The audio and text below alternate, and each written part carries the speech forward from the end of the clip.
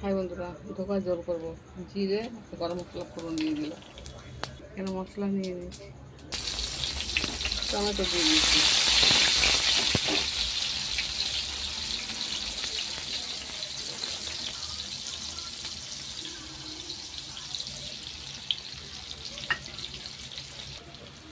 এটা পেঁয়াজ দিয়ে দিচ্ছি, জল দিয়ে দিচ্ছি।